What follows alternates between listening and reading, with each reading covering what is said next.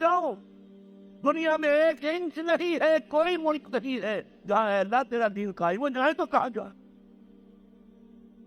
دیکھیے ہماری بندگی جزوی ہے، نمازیں ہم پڑھ رہے ہیں، روزے ہم رکھ رہے ہیں، مسجد عالی شان بنائی ہے، مدرسے بھی بہت بڑے بڑے بن گئے ہیں، باقی اس میں کوئی شک نہیں، لیکن سوال یہ ہے کہ اوپر جو چھت ہے وہ تو کافرانہ ہے، قانون تو اللہ کا نہیں ہے، کتاب و سنت کے احکام تو نافذ نہیں ہے۔ ہاں نماز ہے، روزہ ہے، حج ہے، زکوٰۃ ہے، تو نماز اور روزہ تو ہندوستان میں بھی ہو رہا ہے۔ تو چند ایک مسجدیں ہیں جنہیں وہ تاریخی اعتبار سے کہتے ہیں کہ یہ ہمارے مندر ہوتے تھے جنہیں مسجد بنایا گیا، ورنہ وہاں پر ہزاروں لاکھوں مسجدیں ہیں، آباد ہیں، لوگ نمازیں پڑھتے ہیں، کوئی روکتا ہے؟ ہم نے یہ ملک بنایا تھا کہ یہاں اسلام کا نظام قائم کریں گے۔ نماز تو آپ امریکہ میں جا کر پڑھیے، امریکہ کو کوئی اعتراض ہی نہیں، لیکن تم کہو کہ اسلام کا نظام ہم قائم کریں گے، نہیں کرنے دیں گے تمہیں کبھی بھی۔ تم چاہو کہ تم اسلام کا معاشی نظام قائم کرو، کبھی اجازت نہیں دیں گے۔ تم چاہو کہ اسلام کی معاشرتی اقدار کو تم قائم کرو، کبھی نہیں کرنے دیں۔ یہ ہے اس وقت ہمارے ساتھ پیش آ رہا ہے معاملہ، پورا مغرب اس پر اڑا ہوا ہے، اسلامی نظام کہیں نہیں آنے دے۔ ہاں نمازیں پڑھو، ہمیں کوئی اعتراض، روزے رکھو، تم روزے 30 کی بجائے 100 رکھو، ہمارا کیا لیتے؟ تو اب ہم جو کفر کے تحت زندگی گزار رہے ہیں اور اس اعتبار سے اللہ کے نگاہ میں ہم کافر ہیں، یہ سوال یہ ہے کہ جائیں تو کہاں جائیں، کریں تو کیا کریں؟ نظام کفر کا ہے، قرآن کہتا ہے وَمَن لَّمْ يَحْكُم بِمَا أَنزَلَ اللَّهُ وَأُولَٰئِكَ هُمُ الْكَافِرُونَ۔ جو لوگ قرآن کی، اللہ کی اتاری ہوئی شریعت کے مطابق فیصلے نہیں کرتے، وہی تو کافر ہے۔ آپ کافر کسے کہتے ہیں؟ اقبال نے کہا تھا بتوں سے تجھ کو امید ہے، خدا سے نو امیدی، مجھے بتا تو صحیح اور کافری کیا ہے؟ تمہاری ساری امیدیں امریکہ کے ساتھ وابستہ ہیں، وہ مسئلہ طے کرا دے، وہ یہ کرا دے، وہ کرا دے، وہ معاملہ ہمارا وہی تو سب سے بڑا چور وہی ہے، سب سے بڑا ڈاکو وہی ہے، سب سے بڑا اسلام کا مخالف وہی ہے، اور اسی کے پاس ہم جاتے ہیں۔ قرآن کا فتویٰ تو یہ کہ تم کافر ہو۔ ہاں انفرادی طور پر تم مسلمان ہو، اجتماعی طور پر قومی سطح پر تم کافر ہو۔ وَمَن لَّمْ يَحْكُم بِمَا أَنزَلَ اللَّهُ فَأُولَٰئِكَ هُمُ الْكَافِرُونَ۔ یہ چھٹا، یہ 7واں رکوع ہے سورہ مائدہ، اور پھر فرمایا وَمَن لَّمْ يَحْكُم بِمَا أَنزَلَ اللَّهُ فَأُولَٰئِكَ هُمُ الظَّالِمُونَ۔ جو اللہ کے اتارے ہوئے قانون کے مطابق فیصلے نہیں کرتے وہی تو مشرک ہے۔ اللہ کے حکم کو چھوڑ کے کسی اور کے حکم پر فیصلہ کر رہے ہو، اس سے بڑا شرک کیا ہوا؟ اور تیسری مرتبہ فرمایا وَمَن لَّمْ يَحْكُم بِمَا أَنزَلَ اللَّهُ فَأُولَٰئِكَ هُمُ الْفَاسِقُونَ۔ وہی تو فاسق ہیں، فاجر ہیں، وہی تو سرکش ہے، وہی تو باغی ہے، وہی تو غدار ہے اللہ کے، جو اللہ کی شریعت کے مطابق فیصلے نہیں کر۔ اب ان 3 آیتوں کے روح سے سمجھ لیجیے ہم کہاں کھڑے، کیا کر رہے ہیں۔ دیکھیے میں آپ کو ایک مثال دیتا ہوں، ہماری آبادی کا میں سمجھتا ہوں اکثریت تو وہ ہے جو نماز روزے کے لیے پابند نہیں۔ ان چیزوں کا چرچا شہروں میں زیادہ، دیہات میں بہت کم رہ گیا، بہت کم، بہت کم، اور ہماری 70% آبادی دیہات میں۔ اچھا جو نمازیں پڑھتے روزے رکھتے ہیں، خاص طور پر شہروں کے کاروباری لوگ، وہ بلیک مارکیٹنگ بھی کرتے ہیں، وہ حسابات بھی غلط دیتے ہیں، جھوٹ بولتے ہیں، جھوٹ یا حلف اٹھاتے ہیں، یہ حساب ہم حلفیہ میں کہہ رہا ہوں یہ حساب صحیح ہے، جاتے حساب غلط۔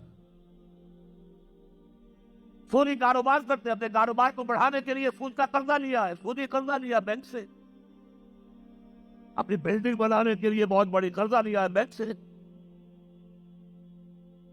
تو ان کی عبادت کیا ہوئی؟ وہ اس آیت کے ذہن میں آ گئی کہ نہیں؟ افتؤمنون ببعض الکتاب وتکفرون ببعض فما جزاء من يفعل ذلك منكم الا خزي في الحياة الدنيا ويوم القيامة يردون الى اشد العذاب وما الله بغافل عما تعملون۔ لیکن میں ان کو بھی چھوڑتا ہوں۔ فرض کیجئے ایک شخص نماز پڑھتا ہے پوری، 5 وقتہ مسجد، رمضان کے روزے رکھتا ہے، اور بھی اللہ توفیق دیتا ہے، ایام 20 کے روزے رکھ لیتا ہے، یا ہفتے میں 2 روزے رکھتا ہے، سوموار کے اور جمعرات وغیرہ، زکوٰۃ دیتا ہے، کاروبار بھی سارے حلال کر رہا ہے، حرام نہیں کر رہا ہے، سود میں بھی براہ راست ملوث نہیں ہے، نہ پیسہ سود کے اوپر بینک میں رکھ کر سود کھایا، نہ سود پر قرضہ لے کر کوئی اپنا کاروبار بڑھایا، نہ کوئی اپنا کارخانہ لگایا، نہ کوئی اپنے بلڈنگ اونچی بنائی.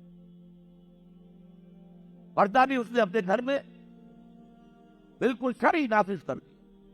وہ اس پورے اسلام پر کاربند ہے جس میں وہ کاربند ہو سکتا ہے اس وقت، لیکن وہ اس قوم کا فرد ہے جو قوم اللہ کے فتوے کے مطابق کافر قوم ہے، جو اللہ کے فتوے کے مطابق مشرک قوم، جو اللہ کے فیصلے کے مطابق فاسق و فاجر قوم ہے. قوم کے فرد ٹھیک ہے، وہ جور کا ہاتھ تو نہیں کاٹا جا رہا. ڈاکوؤں کو وہ سزا تو نہیں چل رہی سورہ مائدہ پہ جو آئی تھے، ان کے ہاتھ اور پاؤں مقابل سم سے کاٹ دیے جائے، یا یہ کہ انہیں ملک سے باہر تباہ کر دیا جائے، قتلوا تقتیلا، ان کے ٹکڑے کر لیے جائیں. ڈاکوؤں کو کوئی سزا ملتی ہے؟ لیکن اصل میں جو لوگ شور مچا رہے ہیں وہ ہے جو کہتے ہیں کہ یہ اسلامی سزائیں وحشیانہ ہیں.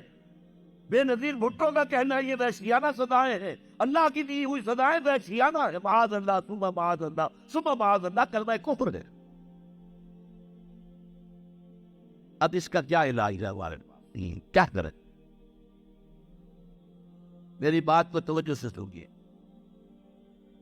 اس نظام باطل کو ذہناً تسلیم مت کرو، اس نظام باطل کی خدمت مت کرو. Don't reconcile with it.